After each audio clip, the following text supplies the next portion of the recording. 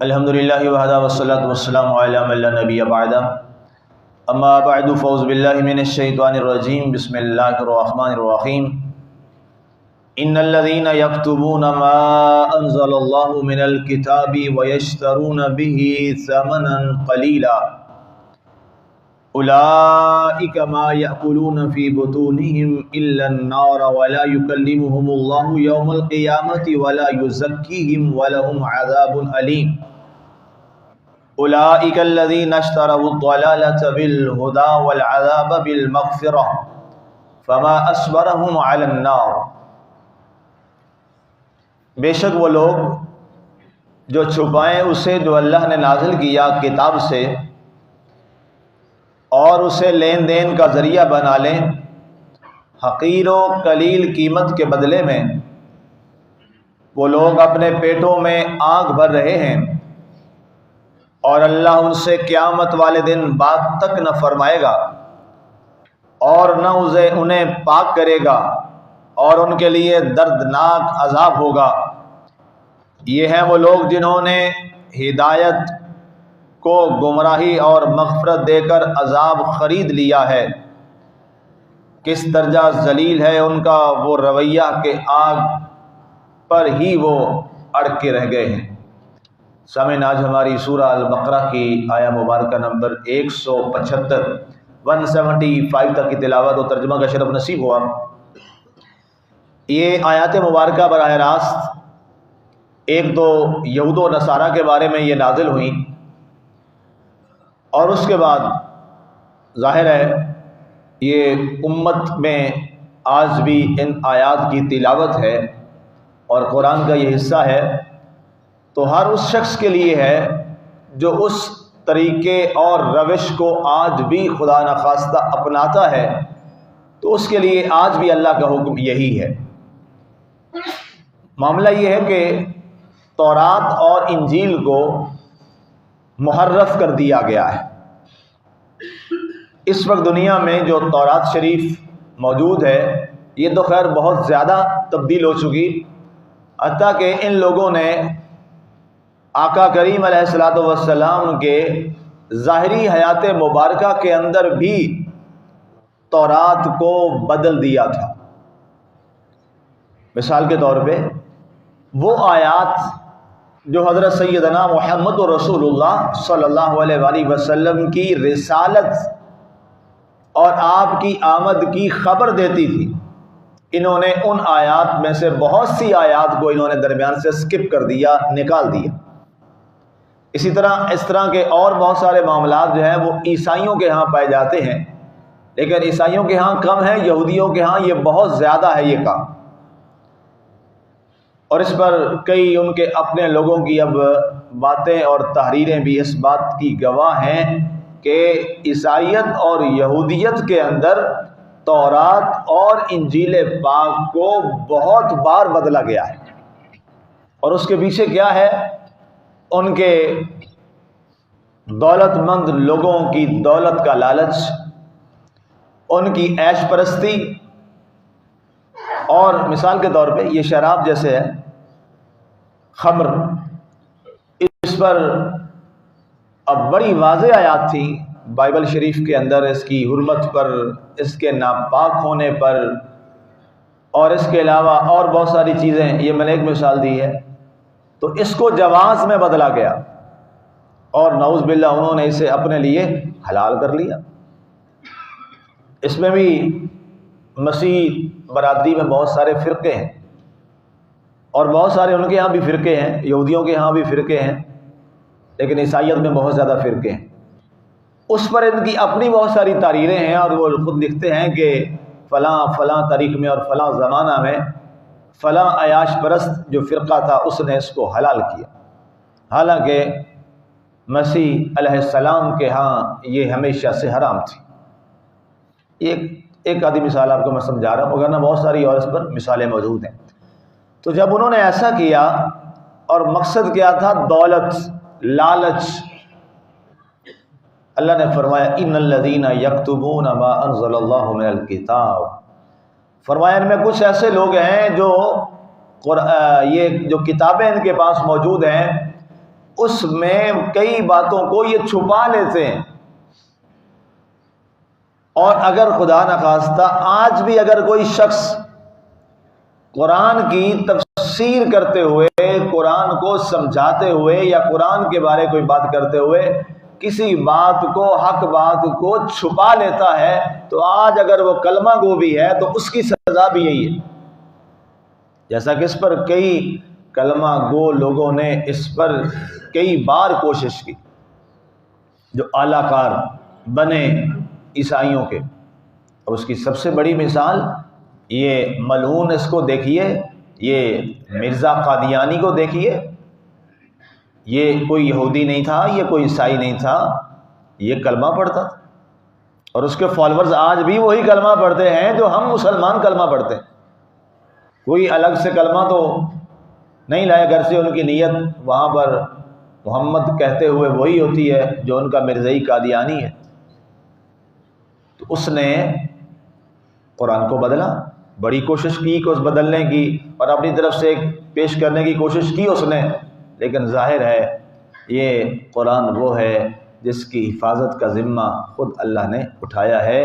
اور وہ ظاہر ہے اللہ نے کیسے اٹھایا ہے، یہ بات توجہ طلب ہے. ظاہر ہے اللہ خود تو ظاہر ہے فزیکلی آ کے یہ کام نہیں کرتا. اس نے اپنے نبی صلی اللہ علیہ وسلم اور ان کے تیار کردہ غلام، چاہے وہ صحابہ کی صورت میں ہوں، اہل بیت کی صورت میں ہوں، یا قیامت تک علماء حق کی صورت میں ہوں، اللہ نے ان کو اس قدر اس پر مضبوط کر دیا ہے کہ وہ کبھی بھی یہ کام نہیں ہونے دیں. تورات کیوں بدلی، انجیل پاک کیوں بدلی؟ اس لیے کہ جو ان کے پاپس تھے انہیں خریدا گیا اور وہ بکے. ان کے جو عالم تھے، ان کے جو پاپس تھے، ان کو انہوں نے پادریوں کو خریدا، انہیں بڑے بڑے عہدے دے کر انہیں قائل کیا. پہلے وہ بھی قائل نہیں ہوتے تھے، لیکن ظاہر ہے قرآن فرماتا ہے نا کہ یہ مال بڑی آزمائش ہے اور فتنہ ہے انسان کے لیے. تو اس فتنے میں آ گئے. لیکن اللہ کے نبی صلی اللہ علیہ وآلہ وسلم نے اپنے ظاہری حیات طیبہ میں یہ خوشخبری سنا دی تھی، اور ہمارے لیے بڑی خوشی کی بات ہے، بڑی خوشی کی بات ہے. آپ نے فرمایا تھا میری امت میں ہر دور میں ایک گروہ ایسا رہے گا جو ہمیشہ حق پر ڈٹا رہے گا، وہ کبھی حق کو نہیں چھوڑے گا. اور الحمدللہ نہ کبھی ایسا ہوا ہے کہ وہ گروہ نہ ہو، اور نہ کبھی قیامت تک ایسا ہوگا. یہ خوشخبری ہمارے پیارے نبی صلی اللہ علیہ وسلم ہمیں عطا فرما گئے ہیں. جتنے بھی حالات برے ہو جائیں، جتنے بھی حالات بدل جائیں، جتنا بھی کر لیا جائے، لیکن علماء کی ایک جماعت ضرور ایسی ہر دور میں رہتی ہے جو حق پر قائم ہو جاتی. آپ نے دیکھا کئی ایسے معاملات آئے جس پر تمام ہمارے مسالک کے لوگ ان کے آپس میں باہمی جتنے اختلافات تھے، اور وہ ایک دوسرے سے شاید سلام لینے کے بھی روادار نہیں تھے، لیکن جب وہ بات آئی تو اس پر سارے اکٹھے ہو گئے. مثال کے طور پہ سب سے اہم بات ختم نبوت کی ہے. مولانا عطا اللہ شاہ بخاری جو دیوبند کے بہت بڑے ختم نبوت پہ کام کرنے والے، انہوں نے کہا تھا بغیر کسی چیز کے، انہوں نے کہا جی پیر میر علی شاہ گولوی رحمۃ اللہ تعالیٰ علیہ ہمارے پیر و مرشد ہیں، چونکہ وہ ختم نبوت پہ کھڑے ہیں جہاں وہ کہیں گے ہماری جانیں بھی حاضر ہو جائیں گی.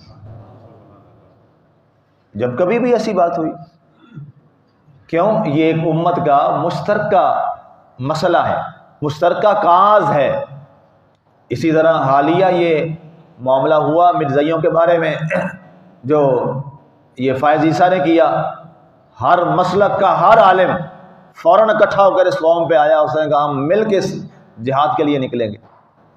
تو انہیں پھر مجبوراً گھٹنے ٹیکنے پڑے. تو مقصد کیا ہے کہ اللہ تعالیٰ کے نبی صلی اللہ علیہ وسلم نے یہ خوشخبری ہمیں سنائی ہے. یہ جو باہمی اختلافات ہیں، ظاہر ہے یہ فقہی اختلاف ہیں، کوئی سوالہ سے افکار ہیں، لیکن جو بنیادی چیزیں ہیں توحید و رسالت و ختم نبوت اور باقی فرائض، اس پر تو کبھی بھی کوئی ایسا نہیں ہوا. اب مجھے یاد ہے ایک دفعہ ایک ٹی وی پہ پروگرام چل رہا تھا کوئی پرانا، یہ تو اس پہ یہ لال مسجد کے جو خطیب تھے عبدالعزیز صاحب، حالانکہ وہ بڑے متشدد ہیں، وہ دیوبند بھی انہیں قبول نہیں کرتے اور باقی بھی، اور یہ وہ اپنا ایک وہ الگ سے ایک اپنا مزاج رکھتے ہیں. ہمیں ظاہر ہے ان کی باتوں سے اتفاق نہیں ہے، کئی چیزوں سے بھی دیوبند والوں کو خود اتفاق نہیں ہے، حالانکہ وہ ان کے مسلک کے ہیں. لیکن انہوں نے کہا جی ایک جیسے پلان میڈیا ہوتا ہے کہ جی آپ کہتے ہیں اسلام نافذ کر دیں، کون سا اسلام نافذ کریں؟ بریلویوں کا کریں، دیوبندیوں کا کریں، شیعوں کا کریں، اہل حدیثوں کا کریں، بتائیں. تو میں حیران ہوا ان کا یہ جملہ سن کر. انہوں نے کہا بنیادی چیزیں سب میں ایک ہیں. میں خود کہتا ہوں آپ کسی ایک مسلک کا بھی اسلام نافذ کر دیں، اعلان کریں، ہم اس کے ساتھ چلیں. میں حیران ہوا ان سے یہ جملہ سن کے کہ اس قدر ایک متشدد شخص ہے اور وہ یہ جملہ بول رہا ہے، اس کی بڑی بات ہے. حالانکہ وہ شیعوں کو کافر سمجھتے ہیں، اور انہوں نے اپنے کئی خطبوں میں کہا، انہوں نے کہا آپ شیعوں والا اسلام بھی لاگو کر دیں، ہم وہ بھی ماننے کے لیے تیار ہیں، لیکن کوئی تو کرے نا. آپ اس میں بھی کم از کم اللہ ایک ہے، محمد صلی اللہ علیہ وسلم خاتم النبیین ہے، نمازیں ہیں، دیانتداری ہے، فلاں چیز ہے، قرآن ہے، یہ ساری چیزیں ہیں، یہ تو آ جائیں گی نا. سود حرام ہے، لیکن آپ ہمارے ساتھ مذاق کرتے ہیں اور آپ کسی اور ایجنڈے پہ کام کرتے ہیں. آپ کبھی بھی یہاں اسلام نافذ نہیں ہونے دیں گے. یہ ایک بڑی بات ہے.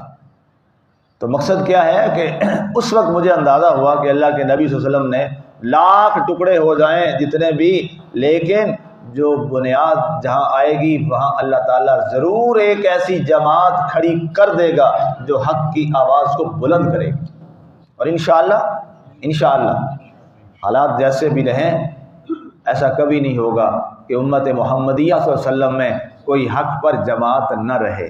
ایسا نہیں ہو سکتا، ایسا نہیں ہو سکتا. اب یہ لوگ کیا ہوا، انہوں نے ایک اجتماعی طور پر تورات کو بدل دیا. سارے پادری خرید لی اور وہ خریدے گئے. اسی طرح بائبل پاک، انجیل پاک کے ساتھ یہی کیا گیا. اللہ نے فرمایا کہ یہ حق کو چھپا گئے، آیتیں چھپا دیں، آیتیں نکال دیں جو اللہ نے اتاری تھیں. اور کیا کیا، وَيَشْتَرُونَ بِهِ ثَمَنًا قَلِيلًا، اور اس کے بدلے میں انہوں نے بہت تھوڑی رقم لے لی. کیا لے لی؟ تھوڑی رقم لے لی. تو اس سے کیا ہمارا مراد ہے؟ زیادہ رقم ہوتی تو پھر بدلنا جائز تھا. اس کا مطلب یہ ہے کہ اللہ کی آیت کے مقابلے میں جتنی بھی دنیا لاؤ گے، دولت لاؤ گے، وہ تھوڑی ہی ہے، وہ بہت تھوڑی ہے. قرآن کے ایک حرف ایک طرف، ساری کائنات ایک طرف، پھر بھی ایک لفظ جو قرآن کا الف ہے وہ بھاری ہے. کبھی قرآن کی قیمت ادا کی جا سکتی نہیں ہے. قرآن تو پورا کیا، ایک حرف میں نے کہا الف لام میم ہے نا، اس میں جو پہلا لفظ ہے الف، اس سے پہلے ہے بسم اللہ. سب سے فاتح شریف سے پہلے کیا ہے؟ بسم اللہ الرحمن الرحیم. اس میں جو با کا ایک نقطہ ہے، اس نقطے کی ساری کائنات قیمت نہیں ادا کر سکتے. قرآن تو قرآن ہے، باقی ساری چیزیں الگ ہیں. وہ با ایک جو بائے بسم اللہ ہے اس کی قیمت ادا نہیں ہو سکتی. اور آج تک وہ بائے بسم اللہ کسی سے نہ خریدی گئی. حضرت علی کا فرمان ہے نا، فرمایا سارا قرآن اللہ تعالیٰ نے سورہ فاتحہ میں جمع کیا ہے. سورہ فاتحہ سی کمال صورت ہے، سبحان اللہ سبحان اللہ. یہودیوں نے کہا تھا نا کہ اگر یہ صورت ہمیں مل جاتی، سورہ فاتحہ، تو ہم پتہ نہیں کیا کیا جشن مناتے. ایسی تو ہے نا یہ سورہ مبارکہ. اور وہ حسرت کرتے تھے یہ سورہ فاتحہ جو ہے نا، یہ ہمیں کاش مل جاتی. یہ کسی امت کو نصیب نہیں ہوئی، یہ اللہ نے امت محمدیہ کو عطا فرمائی ہے صلی اللہ علیہ وسلم. اور مولا علی فرماتے ہیں کرم اللہ وجہ الکریم، سارا قرآن سورہ فاتحہ شریف میں، اور ساری سورہ فاتحہ شریف بسم اللہ الرحمن الرحیم میں ہے. اندازہ کیجئے، ہم نے کبھی بسم اللہ الرحمن الرحیم کو اس کی اہمیت کو اندازے سے سمجھا ہی نہیں ہے. ٹھیک ہے جی. اور فرمایا ساری بسم اللہ الرحمن الرحیم شریف جو ہے وہ بسم اللہ کی با میں چھپی ہے، اور ساری جو با ہے وہ با کے نقطے میں ہے. اور فرمایا وہ نقطہ اللہ نے علی کو بنایا ہے. تو یہ خوشخبری تھی بنیادی طور پر یہ اعلان تھا آنا مدینۃ العلم وعلی بابھا، اور ظاہر ہے آپ کی اللہ تعالیٰ نے عظمت میں اس پر سارے علماء متفق ہیں، شافعی، حنفی، مالکی، حنبلی، تمام علماء اس بات پر متفق ہیں، تمام جو بڑے 4 مسلک ہیں اس وقت پوری دنیا کے اندر جن کے کروڑوں فالورز ہیں، ان چاروں نے لکھا ہے کہ اللہ تعالیٰ نے سب سے زیادہ جس کی شان میں آیتیں اتاری ہیں وہ حضرت علی رضی اللہ تعالیٰ۔ جو کم والی روایت ہے وہ پتہ کتنی ہے؟ 122 آیتیں، 122 آیتیں، کتنی بڑی بات ہے۔ تو اب جو بات قابل توجہ ہے کہ اللہ کے کلام کے مقابلے میں جتنی بھی دولت لاؤ گے وہ ساماناً قلیلہ ہے، وہ تھوڑی ہی ہے، اس کی کوئی حیثیت نہیں ہے، کچھ بھی نہیں ہے۔ آگے فرمایا گیا اولئک ما یاکلون فی بطونہم الا النار، فرمایا یہ جو تحریف کر رہے ہیں نا، اور یہ جو آیتیں چھپا رہے ہیں اور آیتیں بیچ رہے ہیں، یہ کیا کر رہے ہیں؟ یہ جو کھا رہے ہیں نا اپنے پیٹوں میں، یہ آگ بھر رہے ہیں، جہنم کی آگ، نار جہنم۔ لہذا آج بھی اگر کوئی شخص اسلام کی مبادیات پر اور اسلام کے طے کردہ فیصلوں پر اگر کوئی ایسا دانستہ یہ کام کرتا ہے، کسی لالچ میں آ کر، چاہے وہ عہدے کا لالچ ہو، چاہے وہ مال و زر کا لالچ ہو، تو وہ یاد رکھے اپنے پیٹ میں آگ بھر رہا ہے، وہ اپنے پیٹ میں آگ بھر رہا ہے۔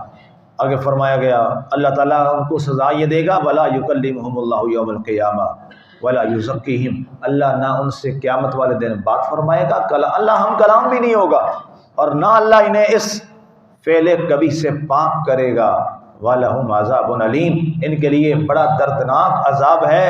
اور یہی وہ لوگ ہیں جنہوں نے گمراہی کو خرید لیا ہدایت کے بدلے میں، ہدایت دے بیٹھے اور گمراہی لے لی، اور بخشش و مغفرت دے بیٹھے اور عذاب خرید لیا۔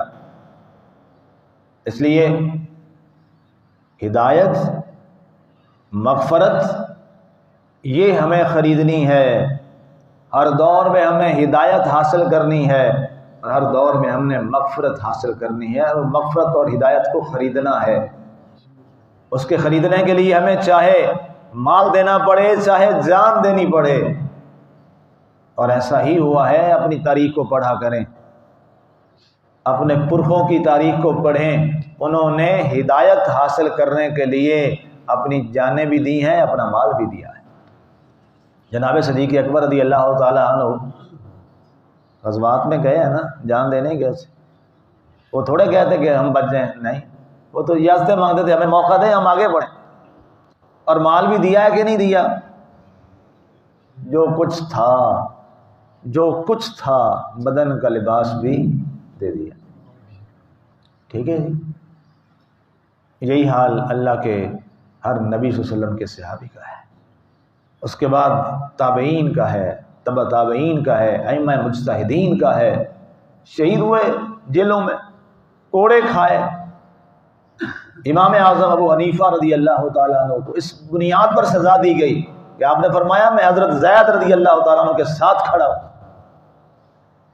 اس بنیاد پر، اور انہیں زبردستی قضات کو عہدہ دینا ہوا، میں نہیں لیتا، جیل میں جاؤ، ڈال دیا۔ امام احمد بن حنبل کے ساتھ کیا کیا؟ توبہ یا اللہ توبہ، وہ واقعہ بیان نہیں ہو سکتا۔ آپ نے بس آخر میں کی فرمایا تھا آج تمہارے جو سب کچھ ہے، لیکن یاد رکھنا بیننا و بینکم الجنائز، ہمارے جنازے فیصلے کر دیں گے۔ اور روایتوں میں لکھا ہے اس زمانے میں، اس دور میں جب آبادی، ملکوں کی آبادی 1,00,000 2,00,000 3,00,000 پہ ہوتی تھی، آپ کے جنازے میں 5 لاکھ لوگ شامل ہوئے تھے اس زمانے میں۔ آج کے وہ کروڑوں اربوں کے برابر ہیں۔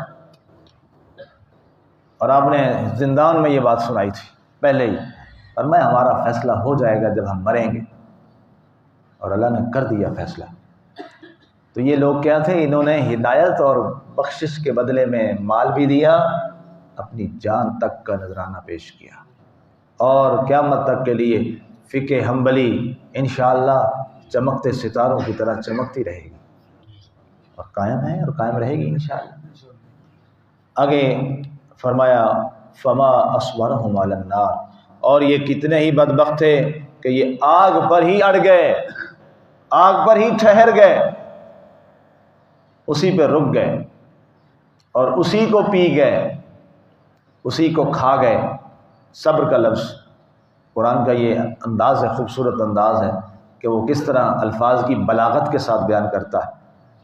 فرمایا انہوں نے اصبرہم علی النار، اللہ کی ذات اس قرآن کے عظیم پیغام اور روشنی کی صورت میں ہمیں ہمیشہ قرآن کے حقائق اور اس کے اسرار و معانی اور اس کے مقاصد اور اس کی عظیم پیغام کو سمجھنے کی توفیق عطا فرمائے، اور اس کو سمجھنے کے لیے ہمیں محنت و کوشش کرنے کی توفیق عطا فرمائے، اس لیے کہ قرآن سیکھنا یہ ہر مسلمان پر اللہ کے رسول نے ضروری قرار دیا ہے، ضروری قرار دیا ہے، اور اس کے لیے ہمیں پورا وقت، پورا محنت، کوشش کرنی ہے۔ اور اس کی مثال میں پہلے 1-2 روز کے درس میں بتا چکا ہوں کہ ہم جس کے لیے محنت کرتے ہیں اس کے لیے ہم نیند بھی قربان کرتے ہیں، ہم پیسہ بھی قربان کرتے ہیں، ہم اپنا سب کچھ سہولتیں بھی قربان کرتے ہیں، ٹھیک ہے، فارمل ایجوکیشن کے لیے۔ تو قرآنک ایجوکیشن کے لیے ہماری کیا محنت ہے، کتنا خرچ ہے اور کتنی نیندیں حرام ہے، یہ ہم سب کو اپنے ضمیر سے سوال کرنا چاہیے۔ جب کبھی بات ہونا جی وہ قاری صاحب سے میں کہتا ہوں یا باقی کبھی یار وہ کلاس صبح شروع کریں، پتہ جی وہ قاری صاحب کہتے ہیں کئی دفعہ شروع کیے بچے ہی کو نہیں آتے، کیا کہتے ہیں جی وہ مائیں کہتی بچے اٹھتے نہیں، بچے اٹھتے نہیں ہیں، اور واقعی حالات یہی ہیں، بچے اٹھتے نہیں ہیں، کیوں؟ پارا پڑھنا ہے۔ اور وہی بچے شدید سردیوں میں جب ہماری کلفی جم رہی ہوتی ہے بڑوں کی، وہ جناب یونیفارم میں فریش ہو کے وہی مائیں چھوڑنے جا رہی ہوتی، کبھی اسکولوں سے نہیں کہا کہ بچے اٹھ نہیں سکتے، پوری حاضری ہوتی ماشاءاللہ۔